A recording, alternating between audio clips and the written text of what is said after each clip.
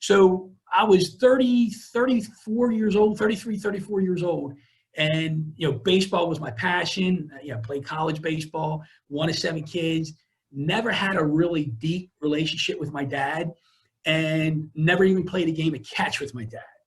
And so Cal Ripken Sr. had passed that year. I'm assuming everybody knows who Cal Ripken is, So I was always a sports talk radio guy, and I would listen all the time. And all over the radio, they were talking about the relationship Cal and his dad had.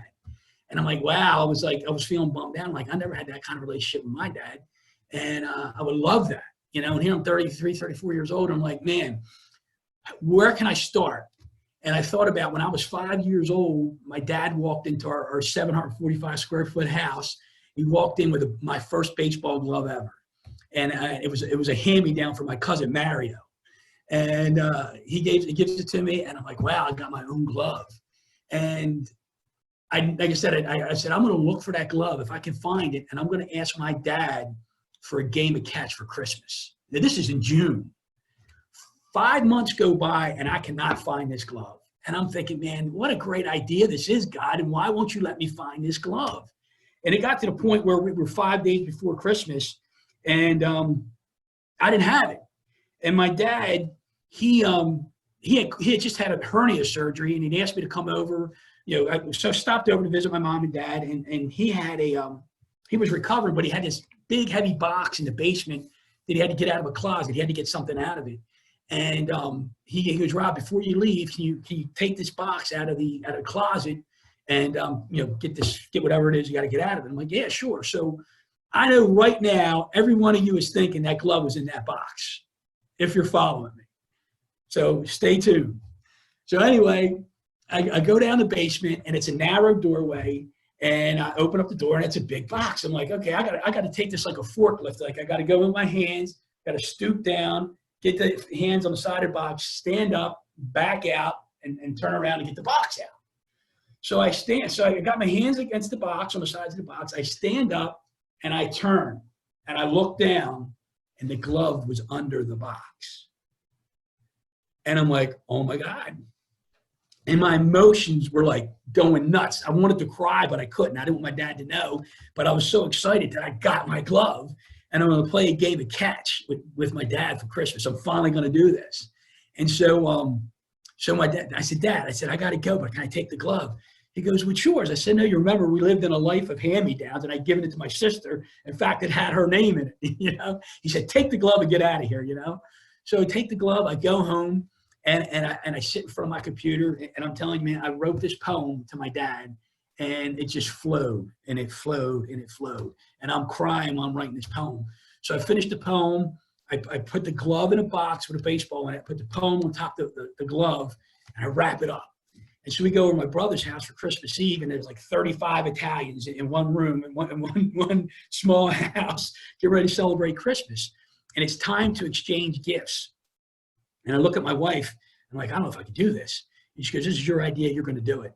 So I put the box in front of my dad, and he opens it up, and the first thing he sees is the poem. And tears start coming down his cheeks. And then I start crying. And then next thing you know, you got 35 Italians crying in the house, And what's going on here? What's happening? And my dad goes, all right, we'll play catch when it gets a little warm outside. I'm like, no, Dad. I said, we're playing tomorrow morning at 10:30. I don't care how cold it is, and Mom's going to take a picture. And he goes, okay. So we played catch.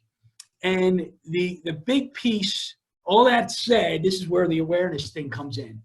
So and Jeff, I'll try to make this short because Brian had something to do with this.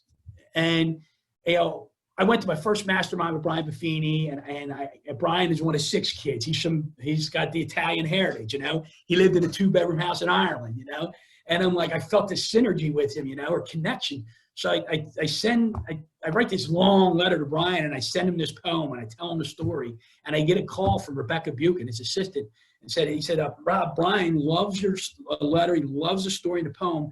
He'd like to share it as part of his on-stage presentation at his Turning Point retreats. So for 3 years, Jeff, I don't know if you knew this. So for 3 years, Brian was doing like 2 a month. He was telling this story at every one of his turning points.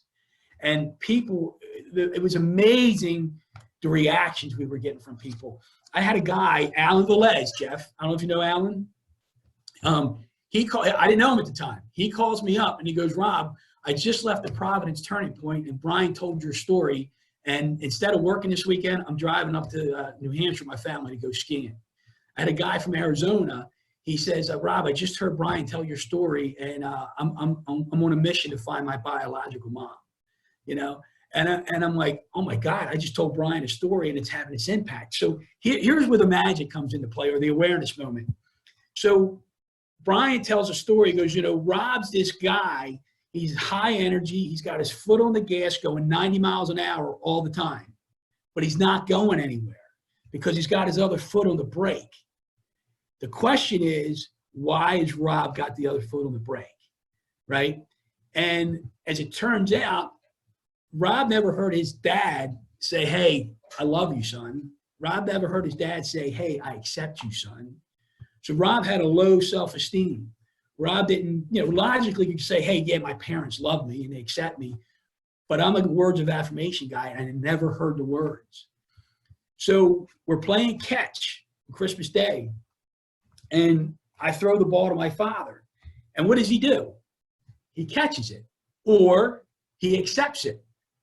So the metaphor is, I accept you, son. I accept you. And when he throws the ball back to me, what's he saying? I love you, son. I love you. And so in that moment, I was like, oh my gosh, I can take the foot off the brake and I don't have to go 90 miles an hour and I can go down the road and continue to live the life I'm supposed to live.